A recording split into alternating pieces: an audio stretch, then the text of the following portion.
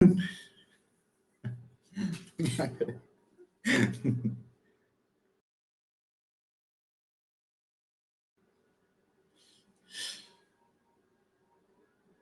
नमस्कार, स्वागत है आप सबका।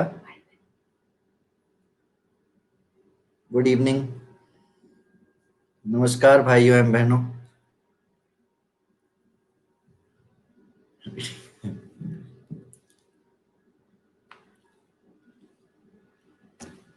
कुछ भी नहीं हुआ भाई।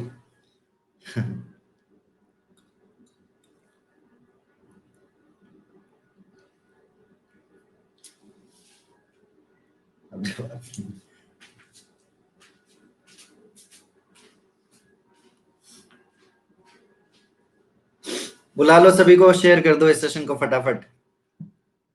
देखो, इन्होंने आने और जाने का दोनों का साथ में काम कर दिया। इन्होंने कहा नमस्कार और शुभ रात्रि।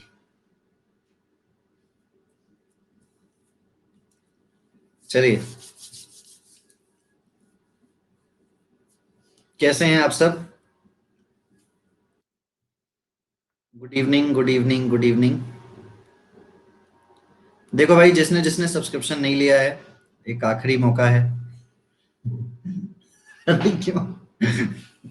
अच्छा ठीक है, आखिरी मौका नहीं है। सब्सक्रिप्शन परचेज कर लीजिए। ठीक है।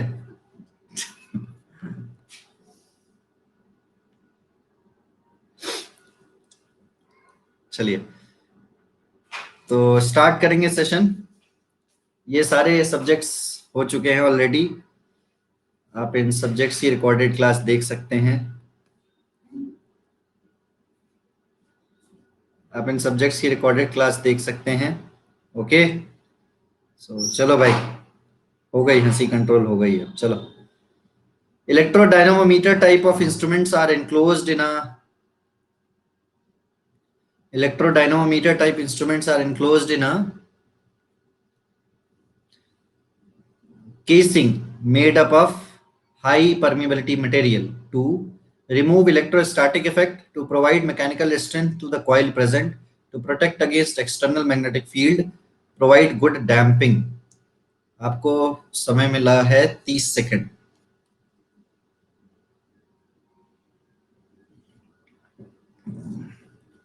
देखो भाई, 49 स्टूडेंट शो हो रहे हैं मुझे। इसको जल्दी से 100 तक पहुंचा दो। इसको जल्दी से 100 तक पहुंचा दो।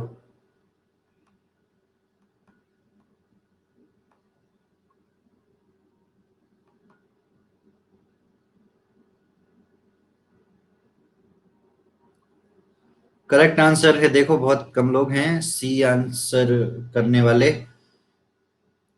सी आंसर है करने वाले बहुत कम लोग हैं, सिर्फ 57%। यानी कि to protect against external magnetic field. इसमें क्या गलत है भाई? इसमें गलत क्यों किया? जानकारी नहीं है, याद नहीं है, पढ़ाई नहीं हुई है? दिक्कत क्या है? दिक्कत क्या है भाई? दिक्कत क्या है? हैं? बताओ बताओ। गलत क्यों? नहीं होना चाहिए गलत। Correct answer is C. Next, the given symbol is lighting circuit fuse board of. ये गिवन सिंबल किसका है, आपको ये बताना है। बताइए।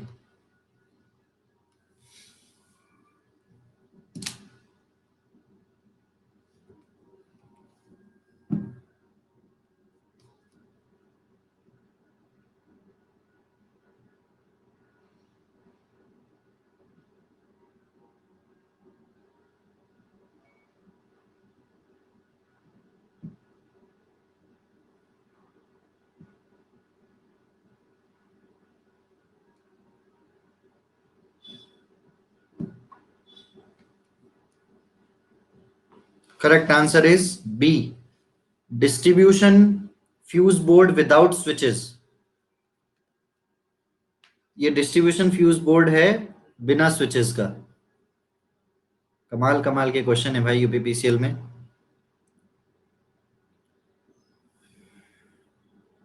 ध्यान रखना, यूपीपीसीएल के जेई का पेपर जो लोग देने जा रहे हो, आपको जितने सेशन अभी तक लिए हैं पिछले 10 सेशन में, 10 या 15 सेशन में, तो एक बात बताओ कि क्या एनालाइज किया? आपको सिंबल्स पढ़ के जाने हैं, ये तो एनालाइज किया ही होगा, या आपको सिंबल्स एक बार जरूर देख के जाने हैं, इलेक्ट्रिकल सिंबल्स। ठीक है। और ये फिलहाल एक दिन कोई टाइम दो, इसमें 4-5 घंटे का टाइम देकर सारे खोज डालो और पढ़ डालो, सारे खोज के पढ़ डालो। ठीक है। ये एक अच्छा सवाल है, ये बहुत ही अच्छा सवाल है, और ये यूपीपीसीएल जेई में आया था। इसके लिए मुझे कॉम्बिनेशनल सर्किट पढ़ाना होगा। चलिए देखते हैं कितने लोग इसका सही आंसर कर पाते हैं। प्रबुद्धमय घोष, ध्यान रखना, सही आंसर होना चाहिए।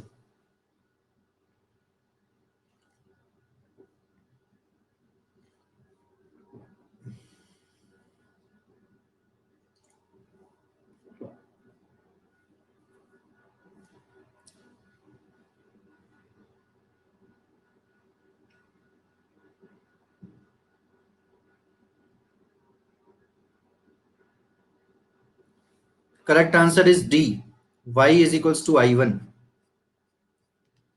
y is equals to I1। How it is, कैसे सॉल्व करेंगे इसको? बताओ भाई, कैसे सॉल्व करेंगे? Any idea? चलिए बताते हैं, देखिए इधर। नहीं पता ना, चलिए बताते हैं, देखिए। सबसे पहले ध्यान दो, इधर बोला जा रहा है कि the inputs of half adder are A बराबर 1 और बी बराबर 1। अब हाफ एडर के बारे में समझो। हाफ एडर क्या होता है? इसमें होते हैं दो इनपुट, ए और बी, और ये होता है सम और कैरी। सम और carry, this is the half adder. तो यहां पर 0 0 दिया तो 0 मिलेगा, 0 मिलेगा। 0 1 दिया तो 1 मिलेगा, 0 मिलेगा। 1 0 दिया तो भी 1 मिलेगा, 0 मिलेगा। लेकिन 1 1 दिया तो 1 मिलेगा और कैरी 1 मिलेगा। This is the half adder. Now अगर 1 1 दिया तो आपको मिलेगा सम, ये लिखा है एस मीन्स सम और सी मीन्स कैरी। तो सम मिलेगा 1 और कैरी, सम मिलेगा 0, सॉरी, सम मिलेगा 0 और कैरी मिलेगा 1। तो सम पर मिला 0 और कैरी पर मिला 1। अब ये जो आपके नीचे देख रहे हो, ये आपके कंट्रोलिंग टर्मिनल्स हैं इस मल्टीप्लेक्सर के। इस मल्टीप्लेक्सर के ये कंट्रोलिंग टर्मिनल्स हैं, समझ रहे हो ना? तो ये जो एस एस और एस सी लिखा हुआ है, ये एस एस और एस सी ये कंट्रोल करेंगे इनपुट्स को। किसको कंट्रोल करेंगे? इनपुट्स को। ठीक है। तो एस एस 0 0 है तो इनपुट जो रहेगा वो आई नॉट एक्टिव हो जाएगा।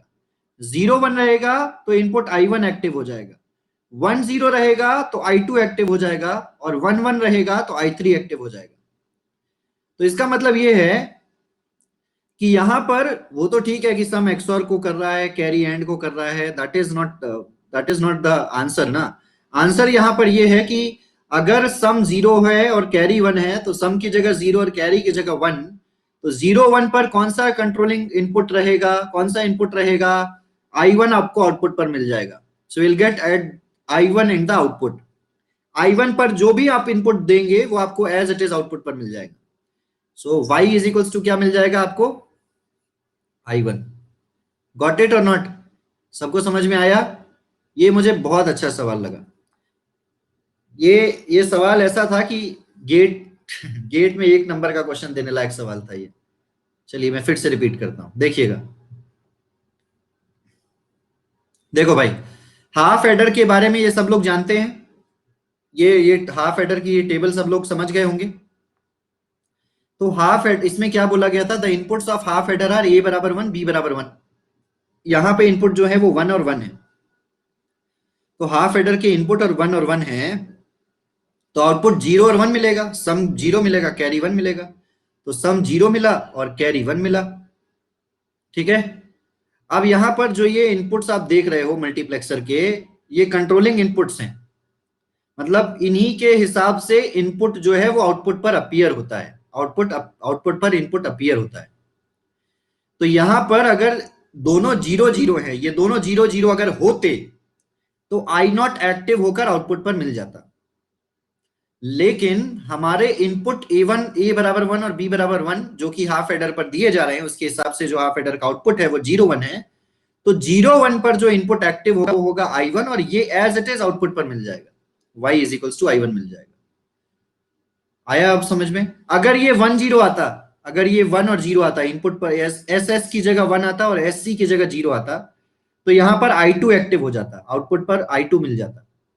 अगर एस एस की जगह 1 होता और एस सी की जगह भी 1 होता, देन उस केस में I3 एक्टिव हो जाता, I3 आपको आउटपुट पर मिलता। सो ये y बराबर I3 तब मिलता जब 1 1 होता। लेकिन अभी क्या मिल रहा है? 0 1। अभी क्या मिल रहा है? 0 और 1। तो कौन सा आउटपुट एक्टिव रहेगा? y बराबर आउटपुट पर क्या मिलेगा? I1 मिलेगा सिर्फ, बाकी सब 0 रहेंगे। आया समझ में? समझ में आया क्या? बोलो फटाफट। चलिए अगला सवाल। The most efficient power plant, most efficient power plant. इसी क्लास में आपको कुछ माइक्रो प्रोसेसर के क्वेश्चंस भी करवाता हूँ, लेकिन पहले ये खत्म हो जाए। नहीं अगर होंगे तो कल करेंगे हम लोग। हाँ कल, और हाँ एक और बात सुन लीजिए, कल सब लोग आए हो तो सुनते हुए जाओ। कल आपका एमसीक्यू सेशन है 4 बजे। कल आपका एमसीक्यू सेशन है 4 बजे। पावर इलेक्ट्रॉनिक्स का सेशन है आपका 5 बजे। पॉसिबिलिटी है या 5 5:30 के बीच में, मतलब हो सकता है 5:30, 5:30 से 7 हो जाएगा, 4 से 5:30, फिर 5:30 से 7। तो कल आपका ये सेशन का टाइमिंग रहेगा, 4 से 5:30, फिर 5:30 से 7 पावर इलेक्ट्रॉनिक्स। एमसीक्यू सेशन का टाइमिंग 4 PM, पावर इलेक्ट्रॉनिक्स का सेशन 5:30 टू 7 PM।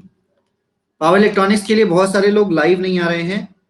थोड़ा थोड़ा आश्चर्य वाली बात है कि जो सब्जेक्ट इतना इंपॉर्टेंट है किसी भी स्टेट एई और जेई एग्जामिनेशन को लेकर, या फिर ऑल ओवर सेंट्रल गवर्नमेंट एई और जेई एग्जामिनेशन को लेकर, उसके लिए आप लोग लाइव नहीं आ रहे हैं। दैट इज नॉट, क्या बोलते हैं उसको, ये नेगोशिएबल ही नहीं है।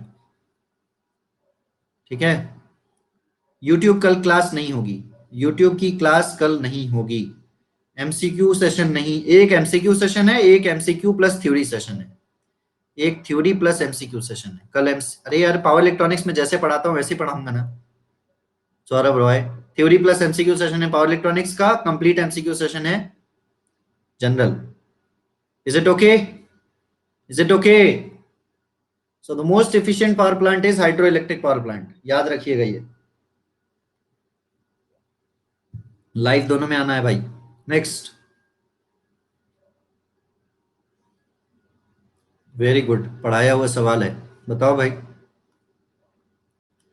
पढ़ाया हुआ सवाल है ये, तो पढ़ाया हुआ है, एचआरसी फ्यूज में बताया था ये।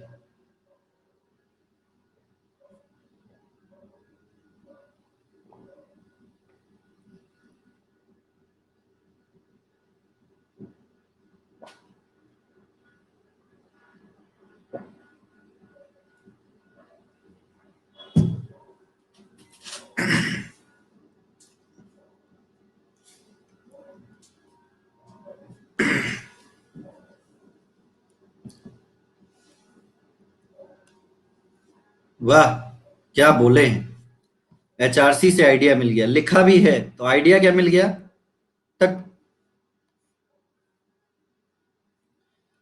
इनको लिखा हुआ पढ़ा नहीं आता है। High rupturing capacity is the full form of HRC. HRC से हिंट मिल गया। हाँ यार गौरव, चाय अभी पी पा रहा हूं मैं। Correct answer is silver. Next. In rod gap arrestor, a current limiting resistance is connected in series with the rod in order to.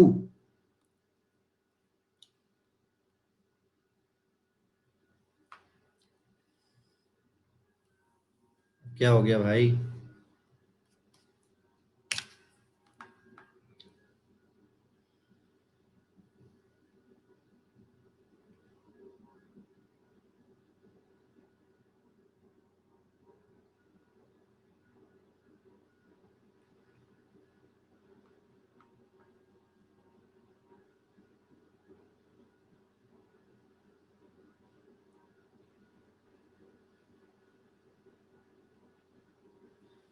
Correct answer is,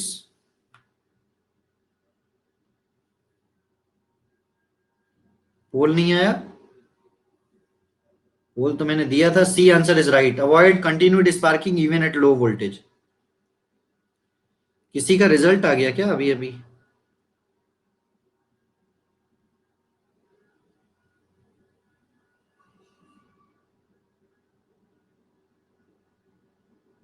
अच्छा आईबीपीएस, नहीं आईबीपीएस का रिजल्ट तो नहीं है ये। पता नहीं किस रिजल्ट का है। इसी का रिजल्ट आ गया शायद। चलिए, correct answer is C, avoid continued. अच्छा, एनएलसी का रिजल्ट आ गया भाई, मिस्टर प्रबुद्ध में। Correct answer is avoid continued sparking even at low voltage. Avoid continued sparking even at low voltage. C answer is right. In rod gap arrestor, a current limiting resistance is connected in series with the rod in order to avoid continued sparking even at low voltage. क्या marks थे आपके? A plant having load factor of 0.6 has a peak load of 100 megawatt. The energy produced by this plant for a month of 30 days is.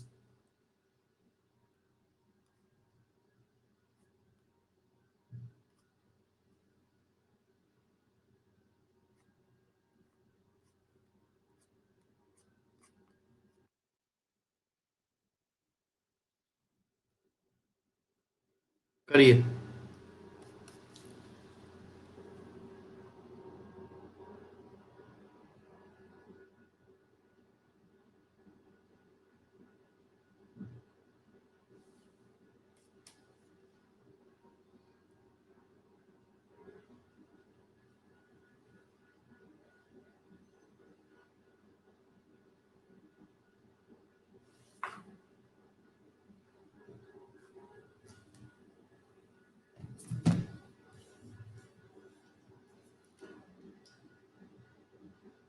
और time चाहिए?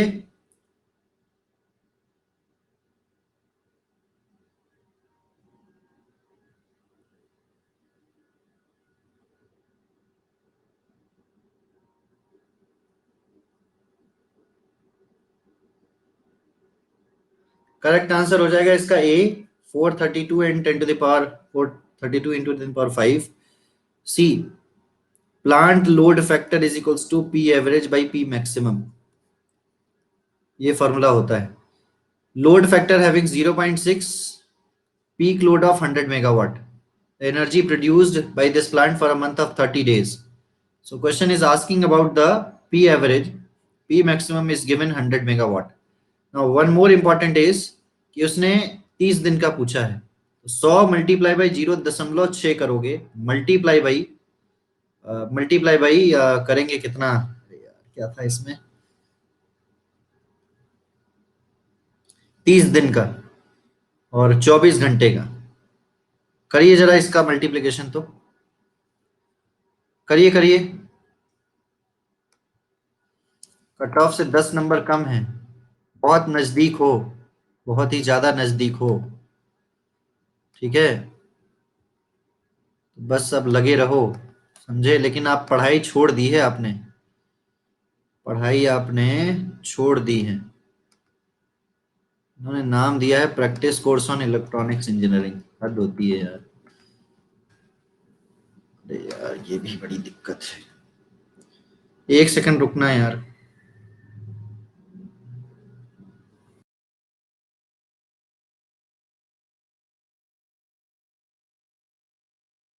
ये बताइए, correct answer हो जाएगा इसका ए। कोई दिक्कत? नेक्स्ट। इसमें कोई दिक्कत तो नहीं है। 432 10 की घात 5 यूनिट्स आएगा। Next question, the major advantage of radial distribution.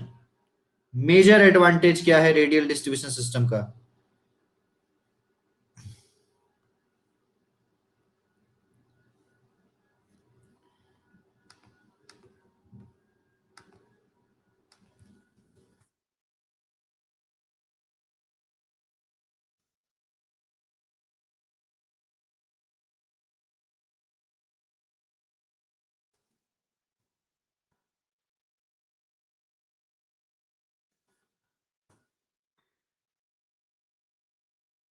Correct answer हो जाएगा इसका ट्रिपल। अरे बाप। Correct answer is low initial cost.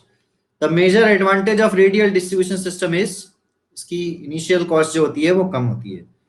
Next question, on light load induction type AC motors works on power factor in the range of. Light load पर power factor induction motor का क्या होगा? जो लोग नए हैं वो लोग क्लास को शेयर कर दीजिएगा, जहां कहीं भी आप ऐड है।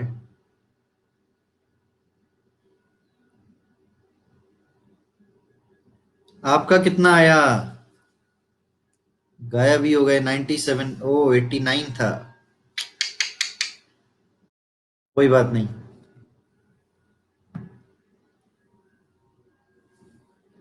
89 प्रबुद्धमय घोष की 89 marks, cut off is 97। 0.2 to 0.3। Now analyse your mistakes. कहाँ मिस्टेक्स हुई अपनी, आप अपनी उस मिस्टेक्स को एनालाइज कीजिए। यही एक मौका होता है जब आप अपनी गलतियों को ढूंढ सकते हैं। लाइट लोड पर इंडक्शन मोटर का पावर फैक्टर बहुत कम होता है, 0.2 टू 0.3 होता है। Okay, B answer is right. During air conditioning in water, air conditioning के दौरान वाटर क्या होता है?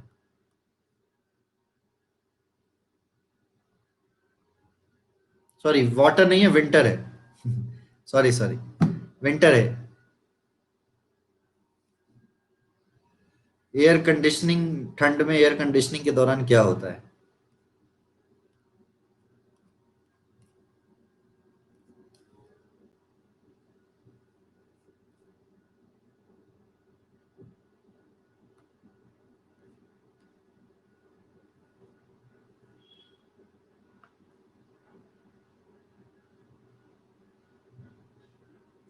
सिग्नल डिजिटल नहीं पढ़ के गया, एंड लोड फ्लो भी। सो air is heated and humidified. Air जो है वो हीट होती है और ह्यूमिडिटी उसमें बढ़ जाती है। ठीक है। So correct answer is C. C answer is right. Okay.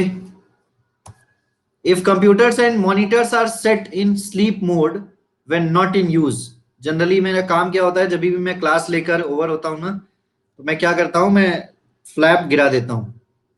मेरे दोनों लैपटॉप चौबीसों घंटे ऑन रहते हैं, फ्लैप गिरा देता हूँ और फिर उसके बाद सोने चला जाता हूँ। या फिर काम जब बीच में क्लास नहीं होती तभी भी फ्लैप गिरा देता हूँ। इस दौरान एनर्जी जो प्रोड्यूस होती है, सॉरी रिड्यूस्ड होती है, एनर्जी कॉस्ट जो होती है वो रिड्यूस होती है approximately by how much percent?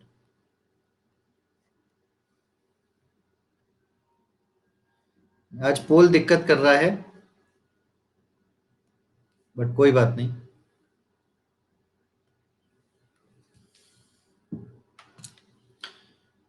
पोल आया।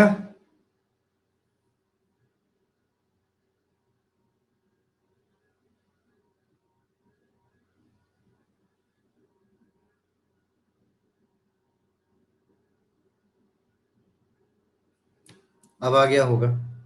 अब आ गया होगा, अब आ गया होगा। अभी करो।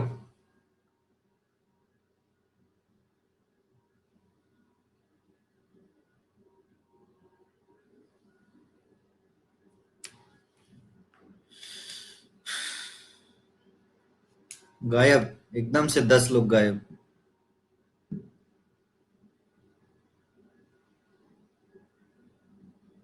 Correct answer is D, 40%। 40% is the right answer. तो जब कंप्यूटर्स या मॉनिटर्स स्लीप मोड में होते हैं, सेट इन स्लीप मोड, जब वो यूज नहीं होते, when not in use, the energy cost reduce होती है लगभग लगभग 40%। Okay. The starter recommended for a 15 HP squirrel cage induction motor.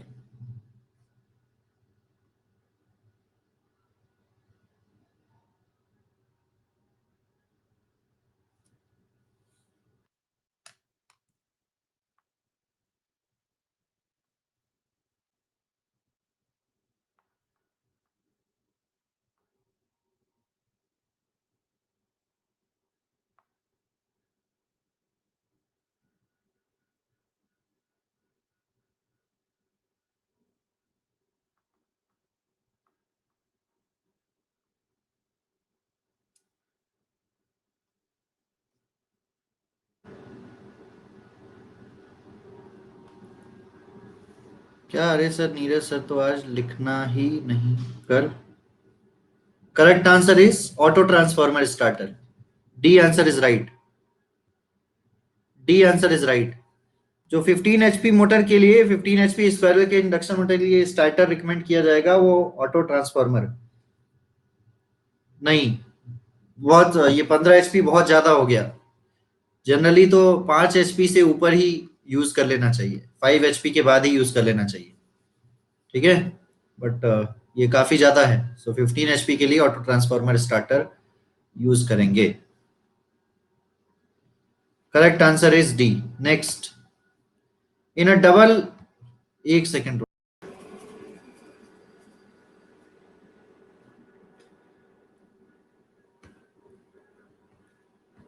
अभी ठीक है? अभी ओके है? Is it okay? पोल दे रहा हूं लेकिन अभी ओके है? In a double squirrel cage motor, outer cage is made of high resistance metal bars primarily for the purpose of increasing its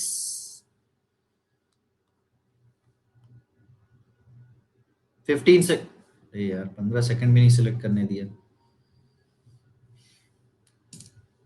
अभी ठीक है?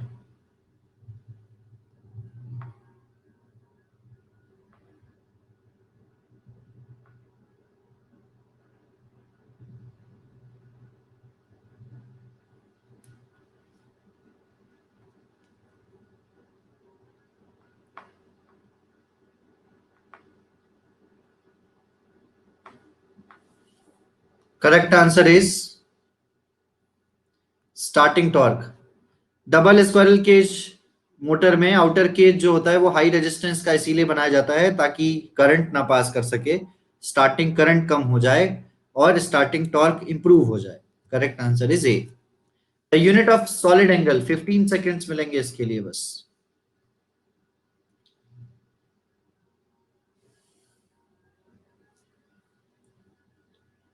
यार ये अनअकैडमी वालों की वजह से ना नुकसान हो जाता है।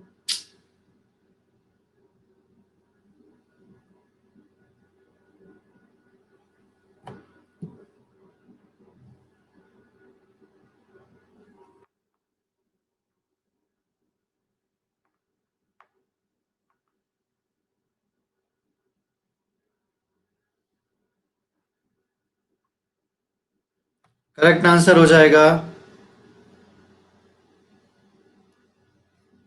अरे यार पोल थोड़ा लेट आ रहा है, इसमें मैं कुछ नहीं कर सकता, आई एम सॉरी। ठीक है, अब आ गया होगा पोल, लेकिन आते ही एंड भी हो गया। Correct answer is steradian. Steradian. So देखो देखो, सुनो मेरी बात, इसमें चिंता करने वाली कोई बात नहीं है। ठीक है, पोल आए या ना आए हमें वो मैटर नहीं करता, पोल प्रॉब्लम कर रहा है उसको छोड़ दीजिए, पोल को छोड़ दीजिए, आप ऐसे ही आंसर कीजिए। ठीक है, ऐसे ही आंसर कीजिए और अपने करेक्ट मार्क्स अपने आप लिखिए। इसका करेक्ट आंसर हो जाएगा स्टे रेडियन। आप अपने करेक्ट मार्क्स अपनी कॉपी पर लिखते जाइए कि how many you are getting right. Okay, now the symbol shown in the below represents, गलती से हो गया मेरे से, जो भी नीचे सिंबल आपको शो हो रहा है ये क्या रिप्रेजेंट कर रहा है?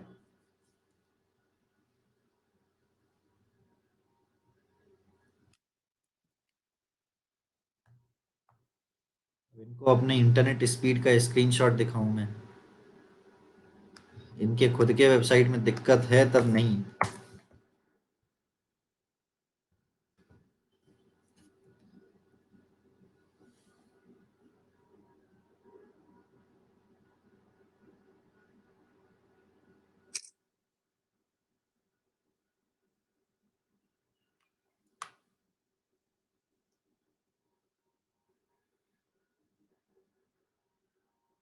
करेक्ट आंसर इज चेसिस अर्थ।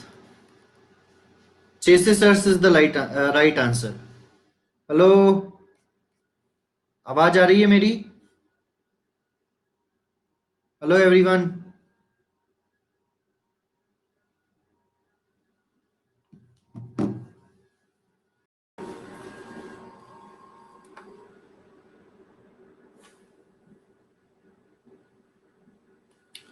इसका करेक्ट आंसर चेसिस, चेसिस अर्थ है।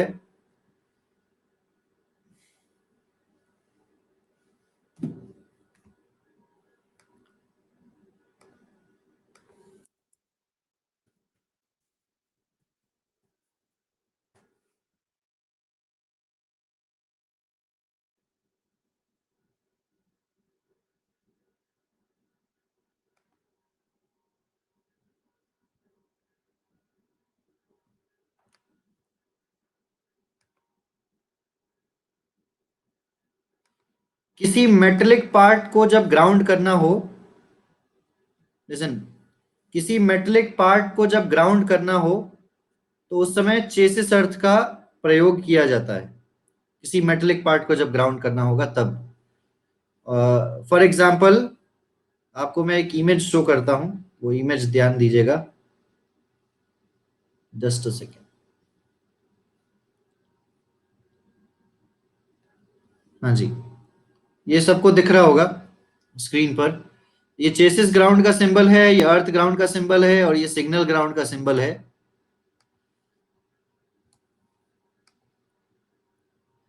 A chassis ground is a link between the different metallic parts of a machine to ensure an electrical connection between them. Now, I hope कि आप लोगों को समझ में आ गया होगा।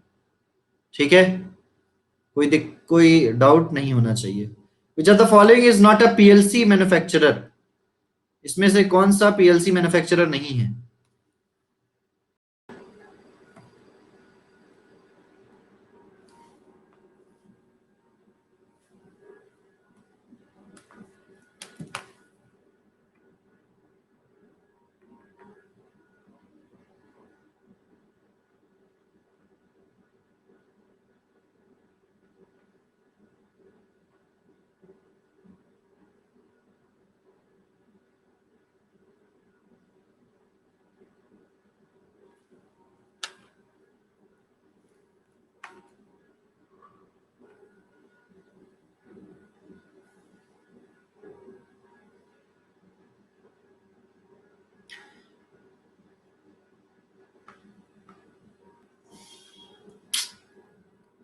देखो भाई, आपको कमेंट नहीं आ रहे होंगे, आप कमेंट नहीं कर पा रहे होंगे, मैं जानता हूं, लेकिन जो आपको स्क्रीन पर सवाल दिख रहा है इसके बेसिस पर आप अपने अपने आंसर नोट कर सकते हैं। पीएलसी मैन्युफैक्चरर माइक्रोसॉफ्ट नहीं है, बाकी सीमेंस, एलन ब्रैडली और मित्सुबिशी के पीएलसी जो है वो मार्केट में आती हैं, अलग अलग कंपनीज में यूज की जाती हैं। ठीक है, सो ध्यान दीजिएगा इसको। नेक्स्ट, अगला है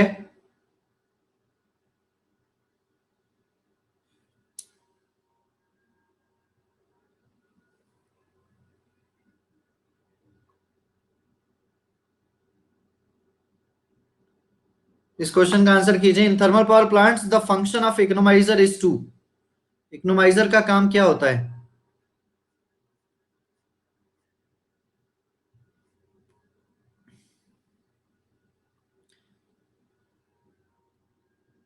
इकोनोमाइजर का काम क्या होता है? इकोनोमाइजर का काम होता है फीड वाटर को हीट करना फ्लू गैसेस का यूज करके। So correct answer is B. Okay, heat करना फीड वाटर को using flue gases. Correct answer is B. Okay, next, during regenerative braking the motor operates as motor, inverter, transformer और generator. क्या answer है इसका? अभी comment आने लगे हैं, अभी ठीक है। अभी किसी को पोल नहीं जा रहा होगा, अब शायद जा रहा हो। अभी ओके होना चाहिए, आई होप सो।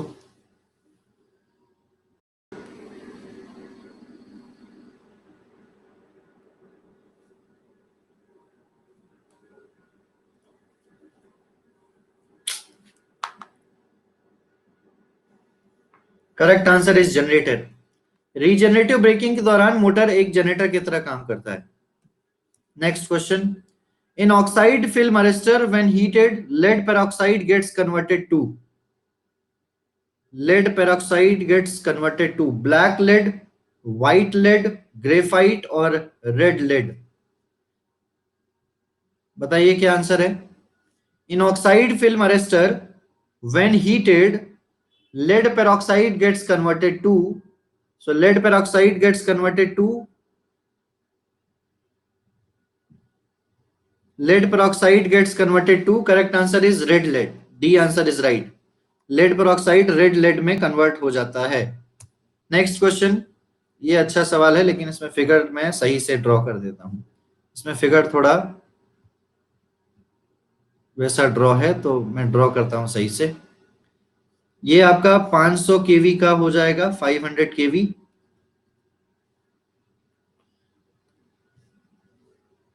मैडम मेरा वाईफाई कनेक्टेड होता है, लैन केबल से कनेक्टेड नहीं होता।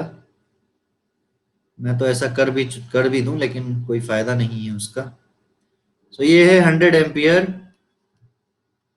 नेट बिल्कुल सही चल रहा है ये। और ये 2 किलोमीटर की ये लाइन हो गई। और यहाँ पर 200 एम्पियर का आपका दूसरे लोड को जा रहा है। चलिए भाई, ये आपके सामने डिस्ट्रीब्यूशन फिगर है। इस ए पॉइंट से सप्लाई किया जा रहा है, ये बी पॉइंट है। और यहाँ पर ये आपका सी पॉइंट है। बताओ भाई, करेक्ट आंसर क्या है? करेक्ट आंसर क्या है? What is the correct answer of this?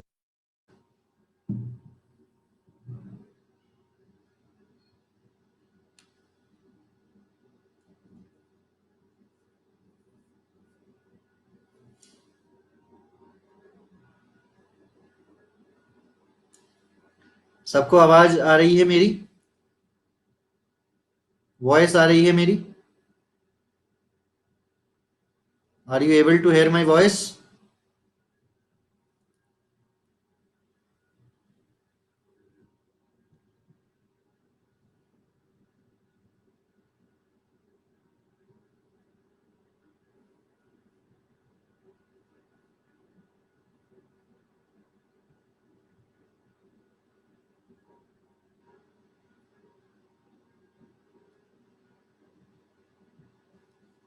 Answer कीजिए इस क्वेश्चन का। इस क्वेश्चन का आंसर कीजिए।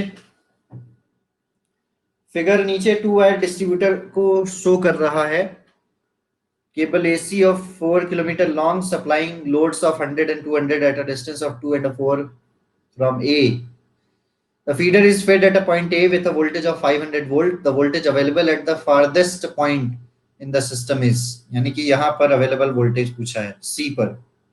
कंडक्टर रेजिस्टेंस पूछा है पर किलोमीटर का 0.02 ओम।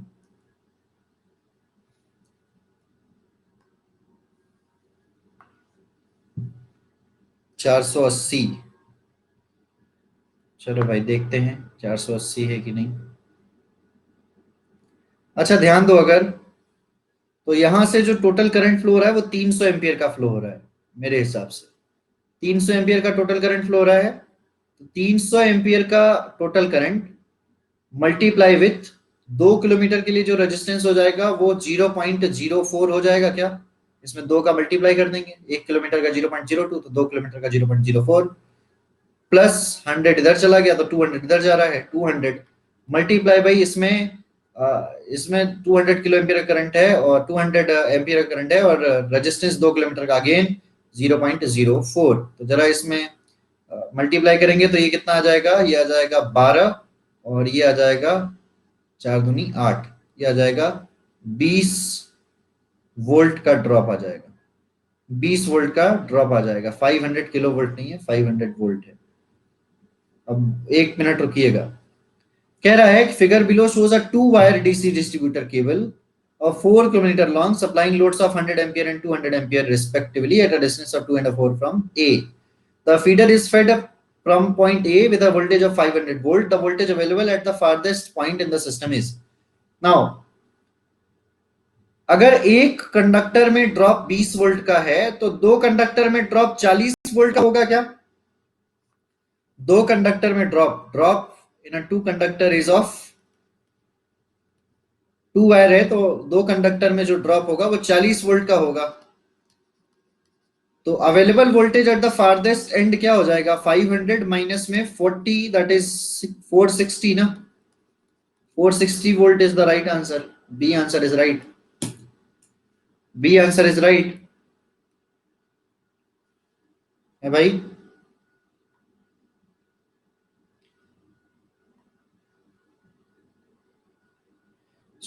यहां पर एक चीज समझने वाली थी बस, कि आपको लेना था दो कंडक्टर का, आप एक कंडक्टर का लेते तो गलत कर देते हैं।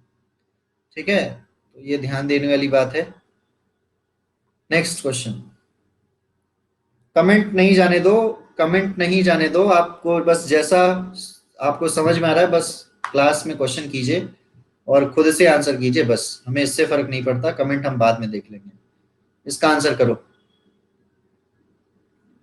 अब पोल जा रहा है, कमेंट भी जा रहा है। बाय द वे अब पोल भी जा रहा है और कमेंट भी जा रहा है। अब पोल तुरंत जा रहा है और कमेंट भी जा रहा है। ठीक है ना? अब now it's fine.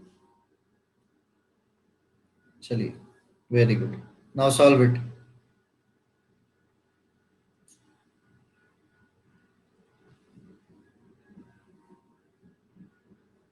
Correct answer हो जाएगा इसका C, 2% of the supply voltage plus 1 volt.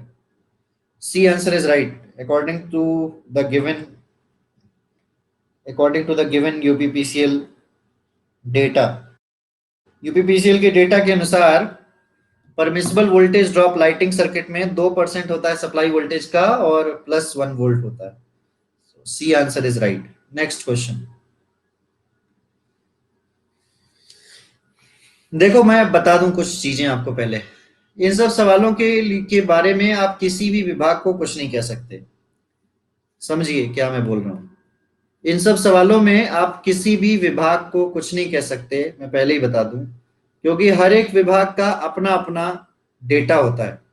हर एक विभाग अपनी अपनी कुछ ना कुछ अथॉरिटी, कुछ ना कुछ जो जो नियम बनाए, जो उनको फॉलो करता है।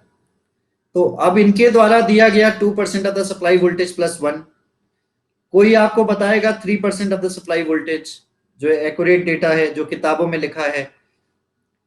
कोई इंडियन इलेक्ट्रिसिटी रूल कुछ कहती है, कोई डिपार्टमेंट कुछ कहता है। तो इन सब सवालों के लिए आप एक टेक्स्ट बुक फॉलो कीजिए, टेक्स्ट बुक का डेटा फॉलो कीजिए। और नहीं समझ आता, नहीं अगर नहीं समझ आता कि इन क्वेश्चंस का आंसर यार पता नहीं क्या है, फिलहाल -1 तो नहीं होना चाहिए। ठीक है? तो इस हिसाब से आप करना क्या है, इस हिसाब से आपको करना क्या है, इस हिसाब से आपको इस क्वेश्चन को लीव कर दें तो वो बेहतर है। लीव कर दीजिए, वो बेहतर है, छोड़ दीजिए आप। ठीक है? ये ध्यान रखिए, क्योंकि यूपीपीसीएल का किसी का कुछ नहीं कह सकते। Next question. 2000 volt by 200 volt,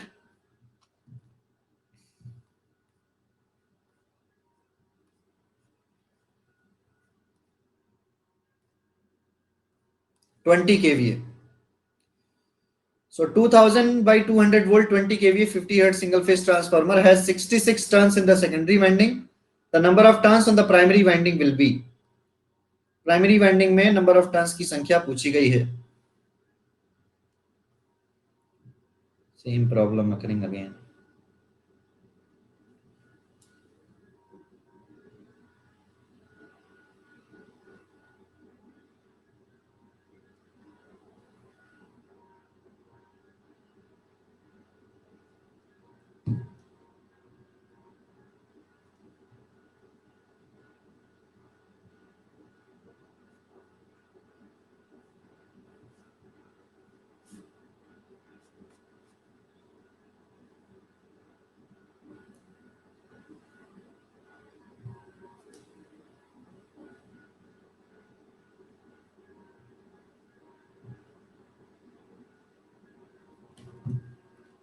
Correct answer is D, 660 turns.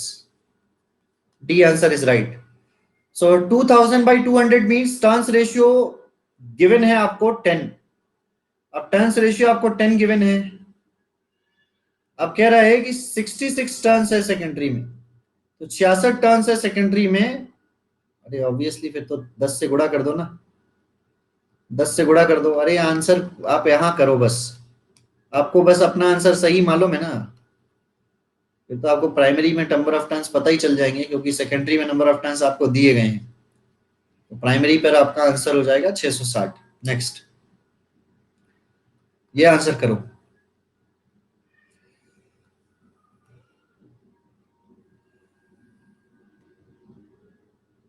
Answer कीजिए इसका।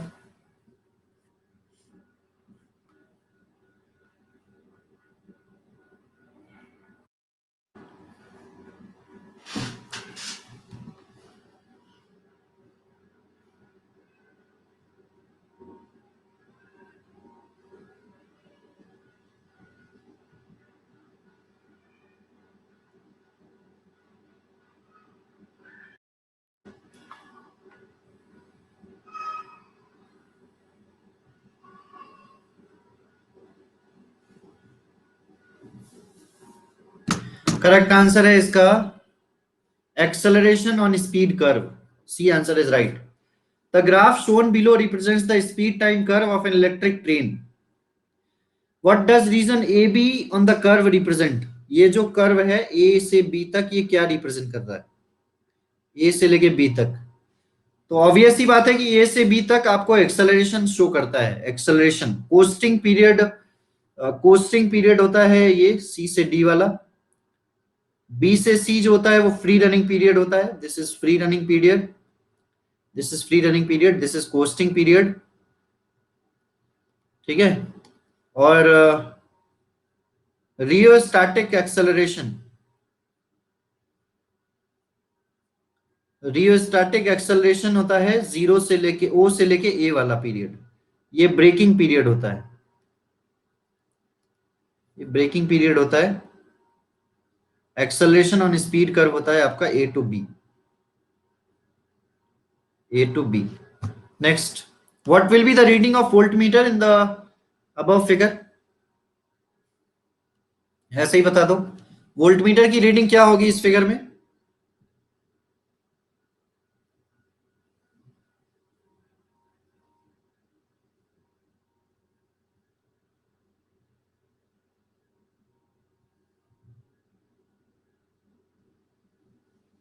वोल्टमीटर की रीडिंग हो जाएगी 150. B answer is right. Next question, what will be what is the condition necessary to avoid race around condition in JK flip flop if clock pulse is TP, propagation delay is del T and the clock period is capital T? देखो मैं बताता हूं, बड़ा बड़ा ये जो सवाल है ना बड़ा आसान सा है, लेकिन इस सवाल में थोड़ा घुमा दिया है ताकि पढ़ने में और आंसर करने में समय लगे. बट मैं देखता हूं कितने लोग आंसर कर पाते हैं इसको. बताइए क्या आंसर है, बताइए. पोल तो रहने ही दो, पोल का क्या यूज है, ऐसे ही बता दो. पोल में आंसर दे सकते हैं तो पोल में दे दीजिए. अभी पोल आ गया हो तो पोल में दे दो.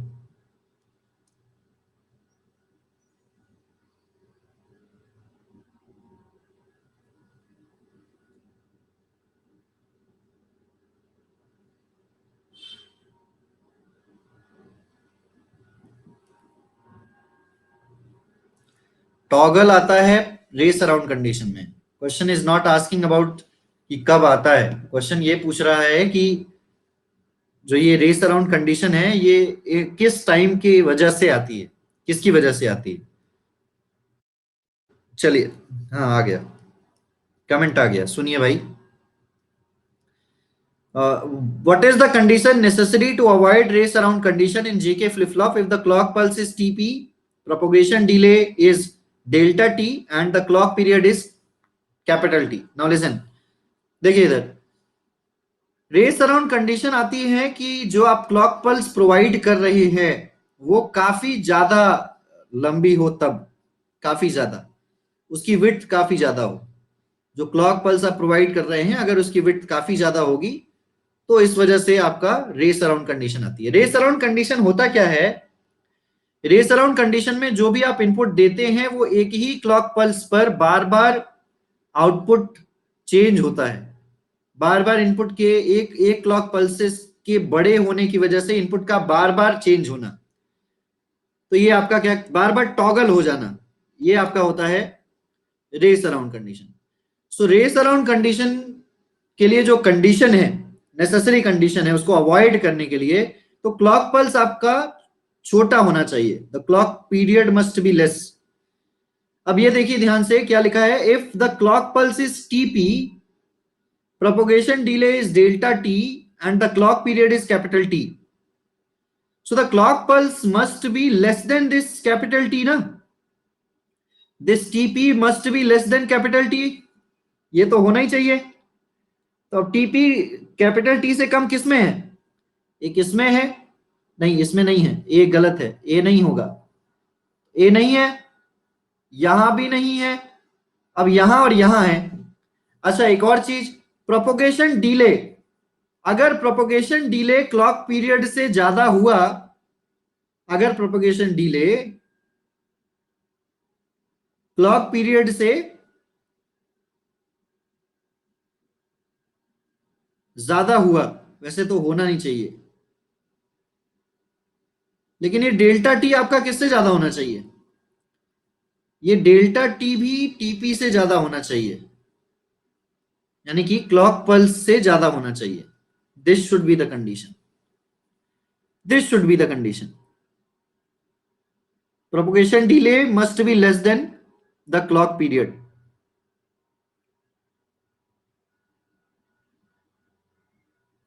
Capital T. एंड टीपी की वैल्यू डेल्टा टी से भी कम होनी चाहिए, ये भी ध्यान रखो। टीपी की वैल्यू, क्लॉक पीरियड की वैल्यू प्रोपोगेशन डिले से भी कम होनी चाहिए, डिले नहीं होना चाहिए। ये फ्रीक्वेंसी को बढ़ा देगा, it will increase the frequency, it will increase the frequency. तो रेस अराउंड कंडीशन नहीं होने पाएगी अगर ये हो गया तो C answer must be right, C answer must be right. Inverted operation of generator can be protected using. Inverted operation कैसे प्रोटेक्ट कर सकते हैं? पोल आ रहा है क्या? आप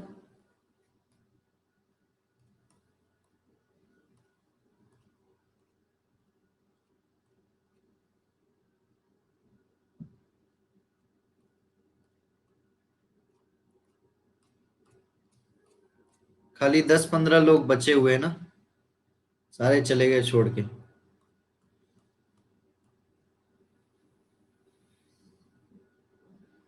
करेक्ट आंसर हो जाएगा reverse power relay, reverse power relay is the right answer, C answer is right. Next question. An alternator is being synchronized to the power station bus bars whose frequency is 50 Hz. If the bulb of the synchroscope glows with maximum brightness, the frequency of the alternator is. What a question, man.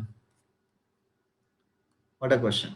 चलिए भाई answer कर लो, पोल का तो भरोसा ही नहीं है, छोड़ दो पोल का भरोसा, कल करेंगे पोल से खूब, आज रहने दो, कुछ टेक्निकल ग्लिच चल रहा है, आज रहने दीजिए। एक अल्टरनेटर को सिंक्रोनाइज किया जा रहा है पावर स्टेशन से बस बार से जिसकी फ्रीक्वेंसी 50 हर्ट्ज है। अगर bulb, if the bulb of the synchroscope glows with maximum brightness, the frequency of the alternator is, correct answer is A, 50 hertz. Very good.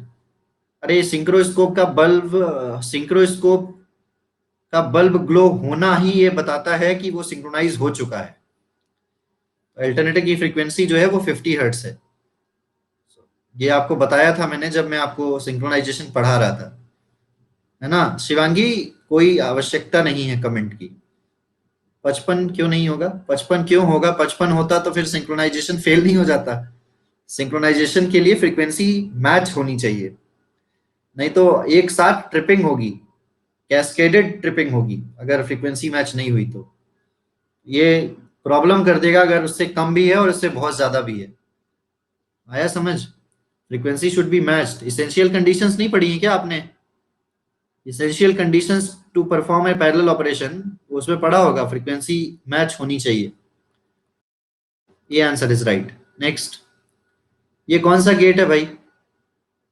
कल ही बताया है यूट्यूब की क्लास में, जो लोग बिल्कुल नहीं जानते थे उनके लिए।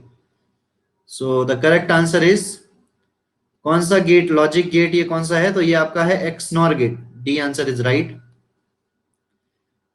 ओके सो फिनिश, खत्म। माइक्रो प्रोसेसर के क्वेश्चन कोई करना चाहेगा? माइक्रो प्रोसेसर के क्वेश्चन अभी है टाइम, मैं माइक्रो प्रोसेसर के क्वेश्चन दिखाता हूं आपको, क्योंकि माइक्रो प्रोसेसर आज पढ़ा है आपने। Just a second.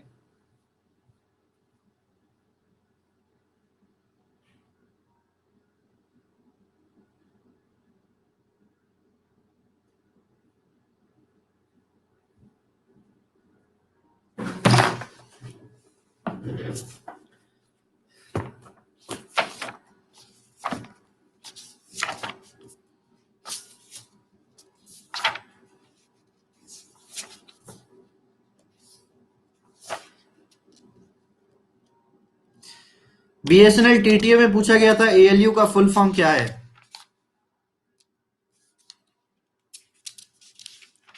I am just, मैं ओरली कुछ बोलूंगा, उसका आंसर आपको बताना है, ठीक है? Micro processor. ओरली आवाज आ रही है? अच्छा, ओरली बोलने का फायदा क्या जब आप सुन ही नहीं पाओगे तो।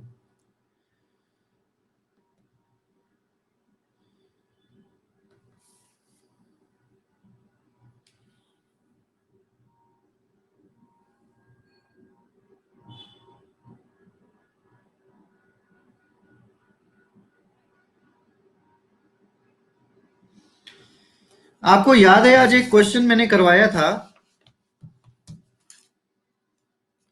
मैंने क्लॉक फ्रीक्वेंसी से रिलेटेड कुछ बताया था। तो Bihar state power holding corporation limited ने क्वेश्चन पूछा है कि 8051 माइक्रो कंट्रोलर में, माइक्रो कंट्रोलर, सी माइक्रो कंट्रोलर का नाम है 8051, बट हमें सारी चीजें 8085, इसमें मेमोरी इंक्लूड होती है और माइक्रो प्रोसेसर में मेमोरी इंक्लूड नहीं होती। That is the difference only.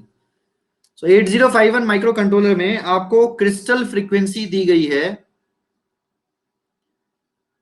एक 11.0592 मेगा हर्ट्स।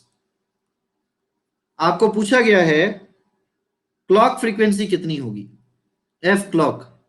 अब आपको याद हो तो मैंने आपको एक तरीका बताया था क्लॉक फ्रीक्वेंसी निकालने का, और ऑल्सो क्लॉक फ्रीक्वेंसी के बाद उन्होंने बस टाइम पीरियड पूछ लिया है, क्लॉक टाइम पीरियड पूछ लिया है। तो अगर आप फ्रीक्वेंसी निकाल लेंगे तो आप क्लॉक का टाइम पीरियड भी निकाल लेंगे। तो मुझे नहीं लगता कि इसमें कोई डाउट होगा आपको। एफ क्लॉक हो जाएगा आपका 11.0592 डिवाइडेड बाई 2, और इसको आंसर डिवाइड करेंगे तो इसमें आंसर दिए हुए हैं 921.6 किलो हर्ट्स या 0.921 मेगा हर्ट्स, ये आपका आंसर हो जाएगा। ठीक है जी, समझ में आ गया। और अगर मैं टाइम पीरियड की बात करूं, सो जस्ट टाइम पीरियड में 1/921.6 किलो हर्ट्स 10⁻³ कर देंगे तो आपका आंसर आ जाएगा ये 1.085 माइक्रो सेकेंड्स। कैलकुलेटर से कर लोगे आ जाएगा।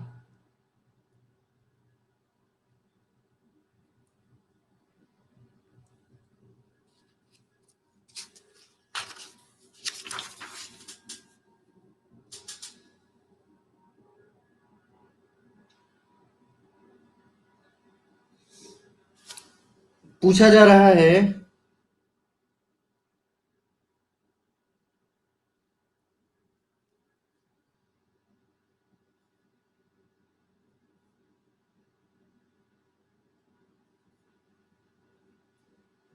ब्रेन ऑफ द कंप्यूटर, बिल्कुल फिल कर दीजिए, बिल्कुल Pratibha Gupta. Brain of the computer is CPU. इसमें से कौन सा इनपुट डिवाइस नहीं है? Which of the following is not an input device? Which of the following is not an input device? Is not an input device, not an input device. तो अभी अभी आपको आज ही बताई है। कीबोर्ड, कॉमन सेंस के क्वेश्चन है ये सब। Scanner, mouse and printer. अरे, not an input device, not an input device, क्या बोल रहे हो? प्रिंटर। यार 8051 माइक्रो कंट्रोलर पूछा गया है काफी। 8051 माइक्रो कंट्रोलर से बहुत क्वेश्चन आए हैं, लेकिन पता नहीं क्यों माई 8051 इतना इतना प्रायोरिटी है।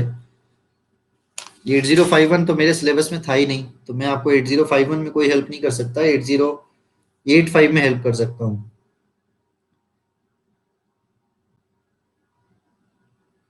8085 में हेल्प कर सकता हूँ। एआई इलेक्ट्रिकल में पूछा गया एक सवाल है, airport authority of India limited. AI में एक सवाल पूछा गया है कि which interrupt has the highest priority, which interrupt has the highest priority? आज ही बताया है, trap, trap has the highest priority.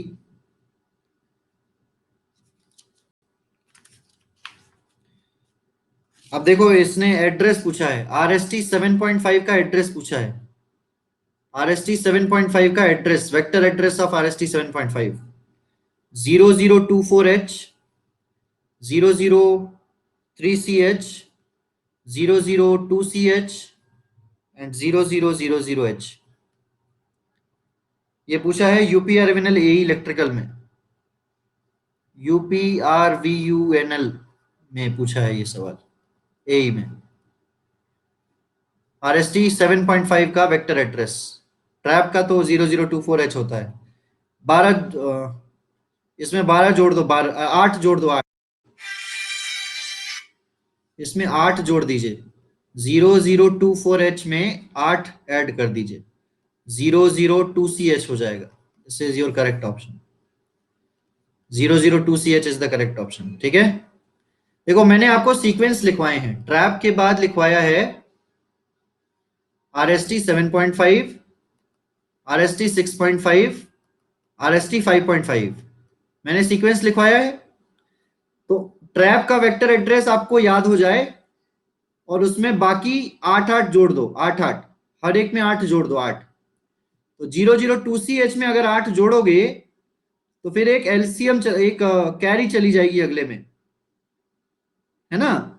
तो अगर RST 6.5 का पूछा जाता है तो इसमें भी 8 जोड़ दो। सो इन दैट केस इसमें 8 जोड़ने पर क्या आ जाएगा, 002CH में 8 जोड़ दीजिए, 12 और 8 हो जाता है 20, लेकिन 20 को आप हेक्साडेसिमल में लिखते हैं। लिसन लिसन लिसन, 12 और 8 20 हो जाता है, 20 को आप हेक्साडेसिमल में लिखते हैं 12H, तो 0032H हो जाएगा, ये 0032H हो जाएगा, यही आएगा क्या? क्यों? 8 जोड़ने पर 12 और 8 20 ना, नहीं 4 34H आएगा क्या? 34 आएगा ना, 34 आएगा, 32 नहीं आएगा, 34 आएगा। सो 0034H। सिमिलरली अब 6.5 का हो गया ये, 5.5 का पूछे तो अगेन इसमें 8 जोड़ दो, 003CH हो जाएगा फिर किसका, RST 5.5 का। आप इस तरीके से वेक्टर एड्रेस याद कर सकते हो, 0024H होता है ट्रैप का, उसके बाद 8 8 जोड़ते जाओ तो RST 7.5 का पता चल जाएगा, 6.5 का और 5.5 का। AEI इलेक्ट्रिकल में पूछा था ये, सॉरी UPRVNL में पूछा था। और भी बहुत सारे हैं बट कराएंगे अगली क्लास में, आज बहुत दिक्कत चल रही है, रहने दो। ठीक है, कल आपका क्लास है, ध्यान रखिएगा, कल 4 बजे कल आपकी क्लास है, 4 PM 5:30 PM।